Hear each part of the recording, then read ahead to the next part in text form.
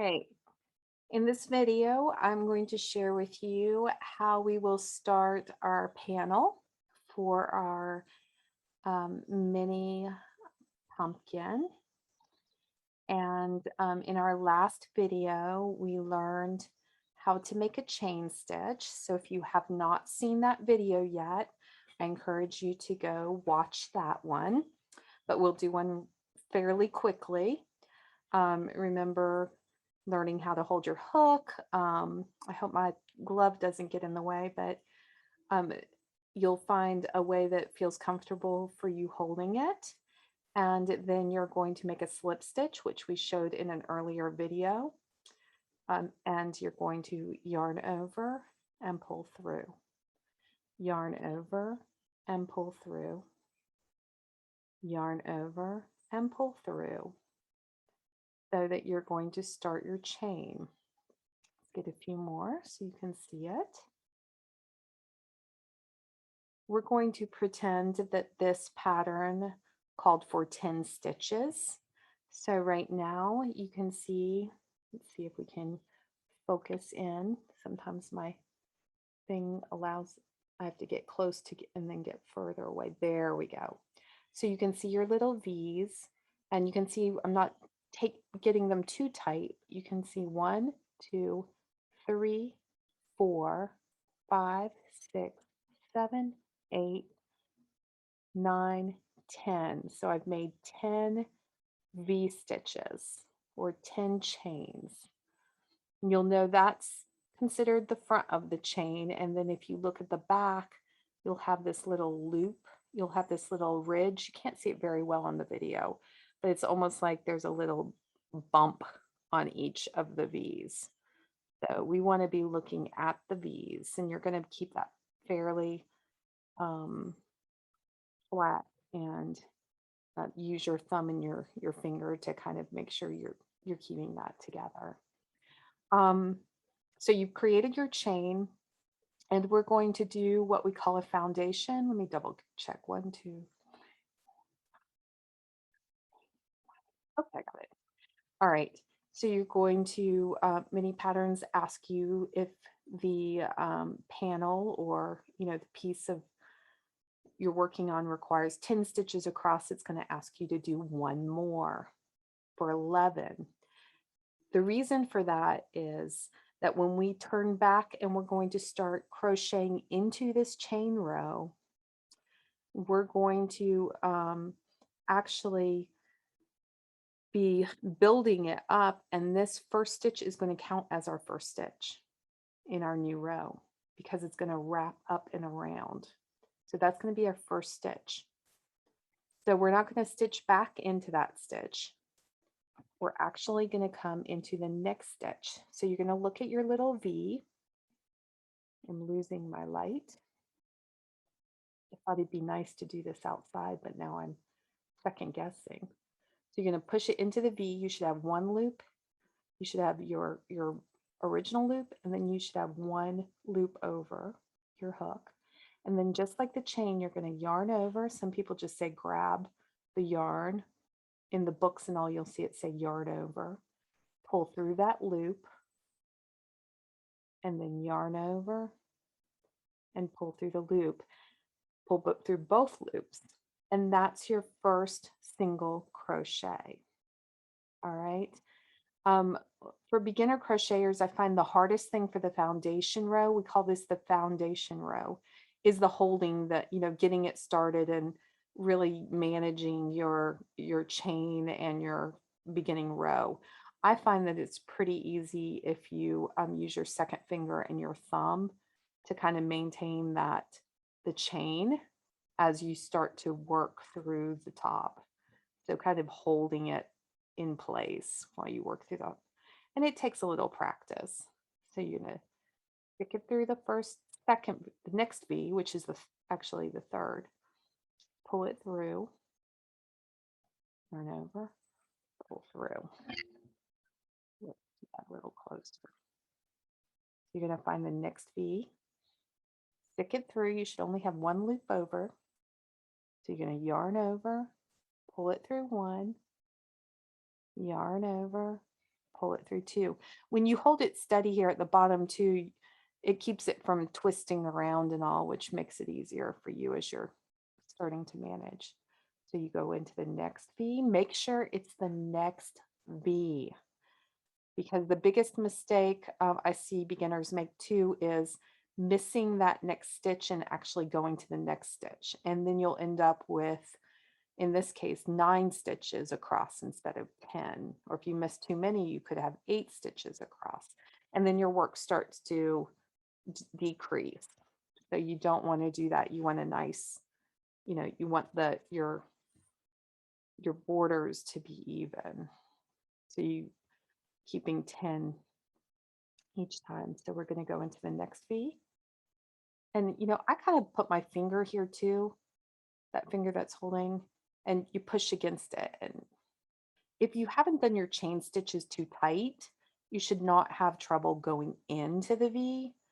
If you're having a lot of trouble going into the V, it's probably because you made your chain stitches too tight. You want to, when you're working with crochet, you want to keep it taut, but not tight, right? So you want it to have a good tension, but if you get it too tight, it's going to buckle and you're not going to be able to get back into the loop, into the holes that you need to go into, or into the loops. So I just keep a relaxed hand. Don't get too tight. That's why I love crochet too. It actually forces you to kind of relax your hands. And even though it looks like you're doing a lot with your hands, they're actually pretty relaxed if you're doing it correctly. Don't get too, too tense with your hands.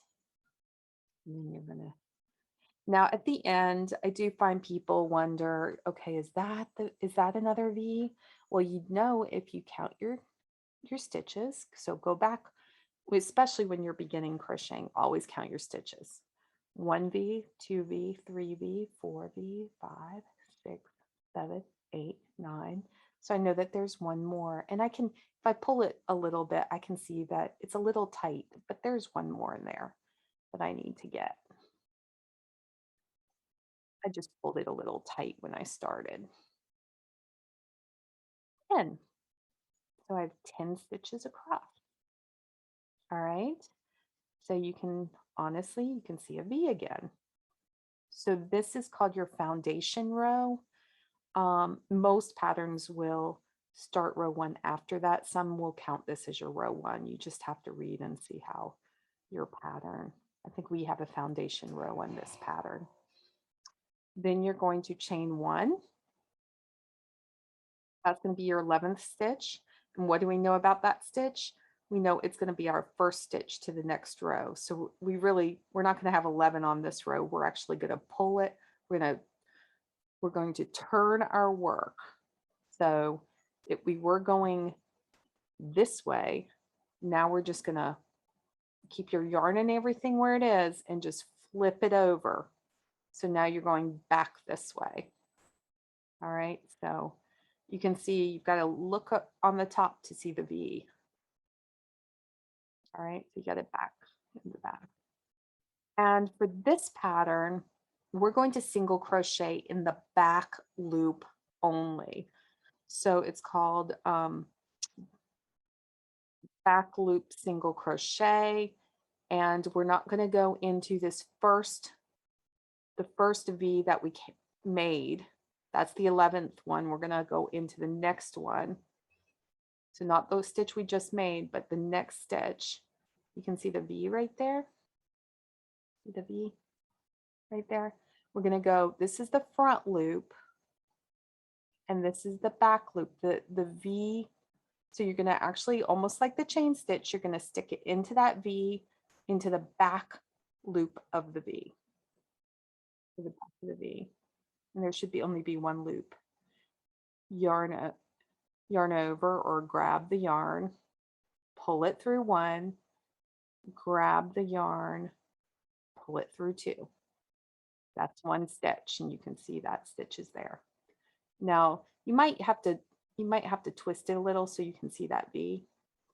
But you're going to go into the next one, yarn over, pull through, yarn over, pull through. Like I showed you in the other tutorial, you can see I spin my needle a little bit. It's just a technique I use that helps me grab that. So I tend to use a lot of motion in my needle. Some people use their fingers a lot. I like to keep my fingers pretty loose. So if you kind of twist your needle a little bit, that helps you grab that yarn. So we're going to go through the back loop, yarn over, pull through, yarn over, pull through. Back loop again. You could spin it over a little to see the V. Yarn over, yarn over. Same thing over, same stitch. So you're going to get pretty good at this stitch. Now the big key here is as you're practicing, keep it nice and loose, but taut so that you don't have a lot of gapping, because we are going to stuff this pumpkin and you don't want the stuffing to come through, but you also don't want to cinch it so tight that it starts to buckle and you can't get your needle through. So this is back loop, single crochet. I'm going to go a little more quickly here, but you don't have to. I just want you to be able to see what you're creating here. And once again, be very careful at the end. So get that last V and then count. I know we don't like to count, but 1, 2, 3, 4, 5, 6, 7, 8, 9, 10. So I know I'm good. If you do not count and you start to do 9 or 8 or 11, you're going to have work that goes out or work that is decreasing. So you're going to increase or decrease. You want it nice and straight. So we're going to have a nice straight panel. So it needs to be 10 every single time. You know you've done the stitch properly. I'm going to pull it just a little bit so you can see it. If you have this little ridge, can you see that ridge? If you have like a ridge, so it's going to look like that on one side. And right now there is no ridge. There's almost like a little valley. My air conditioner just came on. I hope you can't hear that. But you're going to have a little valley. So I'm going to do another row real quickly so that we can see. Oh, sorry. I crocheted one. That's your extra stitch, right? You did 10, crochet, chain one more to make your 11, because that's going to be the first stitch on your other side. Turn and then back loop again. So I'm going to go quickly through this. You don't have to. You keep going the speed you want, because I'm going to show you what this starts to look like. And see how it gets easier? You have more yarn to hold on to. I'm losing my light. Gray doesn't help. I hope you can see the distinction from my glove. All right.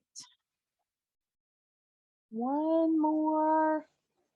And like I said at the end, this is where people always go astray. So it will be a V and then count. 7, 8, 9, 10. All right.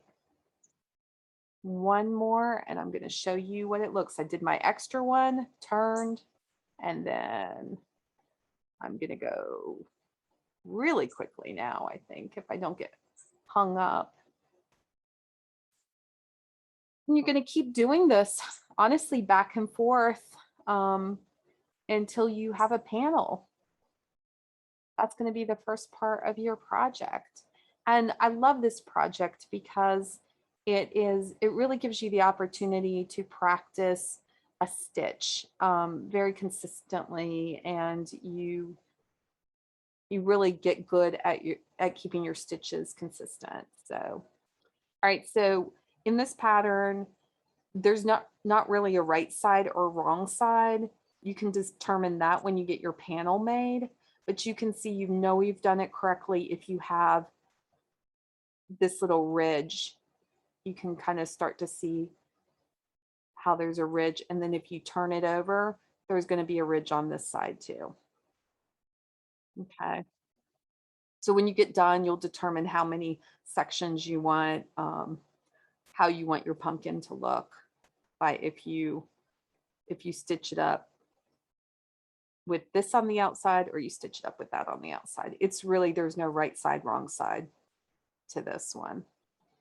All right, so keep working on your panel, and um, to the specifications, and remember, continue counting. Make sure you're counting. Make sure that you're keeping your stitches consistent, and taut but not too tight. All right, good luck.